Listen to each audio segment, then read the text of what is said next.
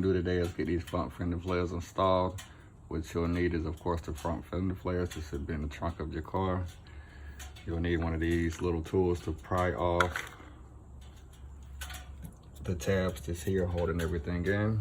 And then, of course, you'll need a riveter to install the new ones. So to remove the brackets, you just wedge up under here like this. And this pop out. Like this.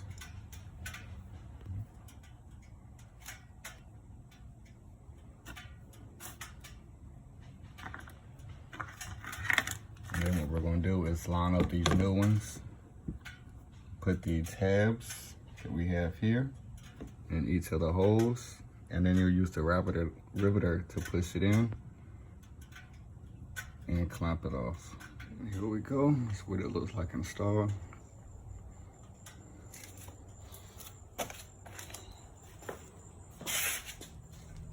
And it definitely helped them rocks from slinging back on the back of the car, messing up your paint.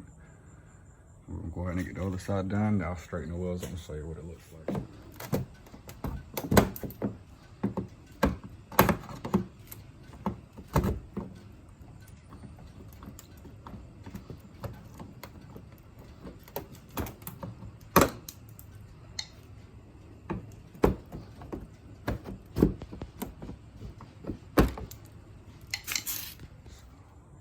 As you can see, we got them installed here on both sides.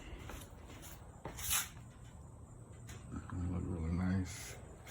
Disregard all the brake dust. If you have a Scatpack or a Hellcat, you'll know how those brakes do. Being that the car is brand new, I don't want to go buy new brake pads. I don't even have 1,000 miles on here yet, but I will eventually. You see they sit right behind the tire, so they don't stick out any wider than the car or anything. They're barely noticeable, but they give you a little extra protection from those rocks being thrown back. Definitely adds a nice touch to the car.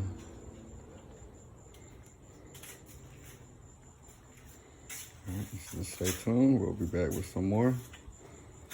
Let's see what else we can do to this thing. Like, share, and subscribe.